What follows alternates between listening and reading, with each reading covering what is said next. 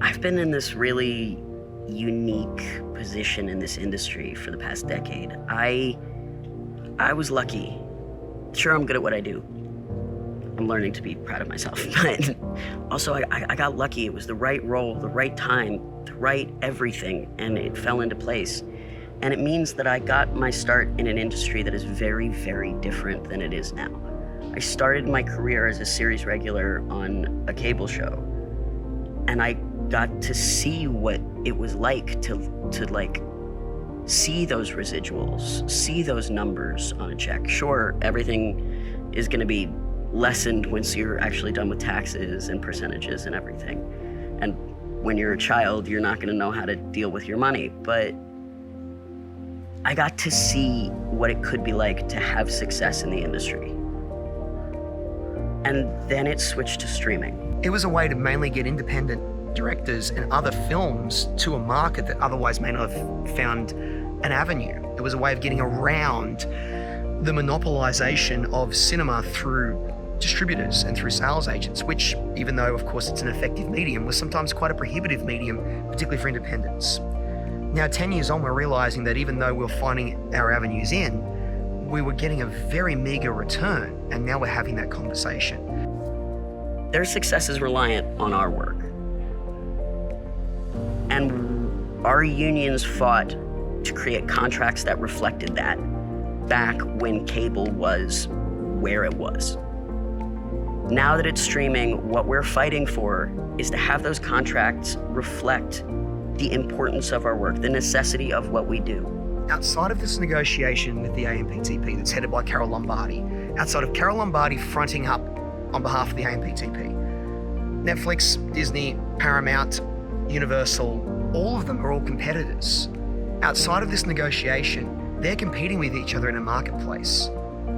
This is their only collaborative approach that they have, is trying to give as little to the artists as possible. Outside of this, they're competing with each other. And this is why I think we're struggling to see such a conciliatory angle from them. Because if one of them is pushing hard on AI and the other is going, oh, well, we can get by without it, then they already don't have any common ground.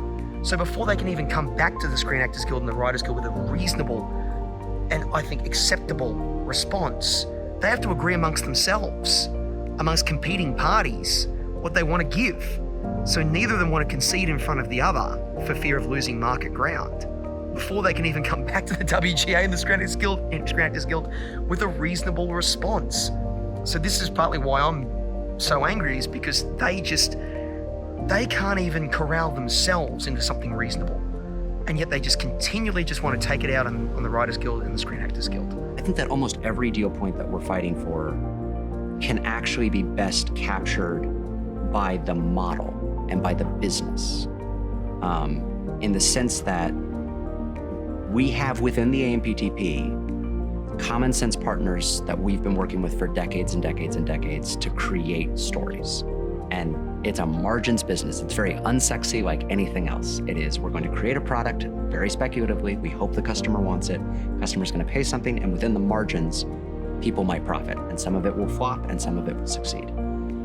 We have new partners that have entered this space that don't actually care whether or not this product succeeds. It's almost a loss leader to them. The idea is that they're going to make this as part of a portfolio of a bunch of other stuff to really ultimately sell in, web services or iPhones or, whatever else that they're actually offering, or just trying to look at active usership to raise the valuation of the idea of a company. That isn't a business. That actually isn't the promise of capitalism. That isn't fundamentally how the economy runs. And the economy is people. And if we keep on diminishing livelihoods, whether that's through base compensation, worker rights, profit participation, manifestation of reuse and use from AI to digital streaming, if we completely undercut the laborer and we don't have Americans that can make a living making American products, I don't know who they think is going to buy American products. This is ultimately, I think, an existential conversation why we're seeing labor movements across the nation and across the world, is a real moment in conversation of these are not just your employees, they're also your customers.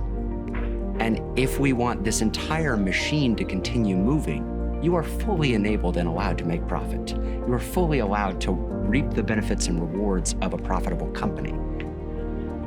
But if in times of plenty, you're going to profit and diminish worker rights, and then in times of scarcity, you're going to want to diminish worker rights even further, maintain your profit, and then undercut and ask for some sort of bailout or exception, that isn't ultimately a good partnership.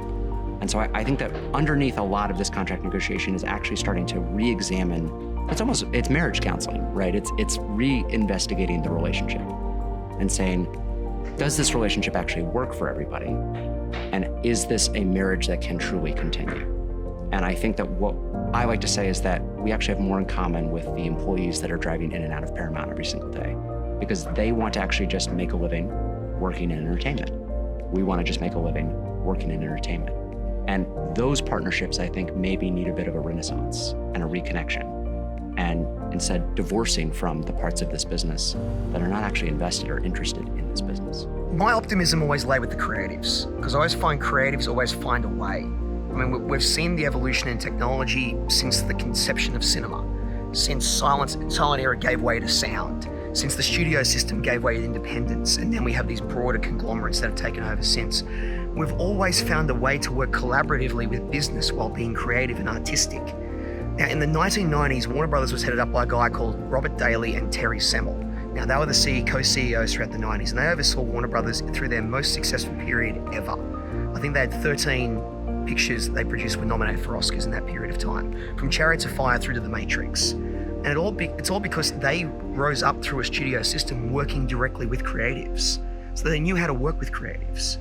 Now, we're not the ones walking in there saying, give us everything. We're the ones asking for something reasonable.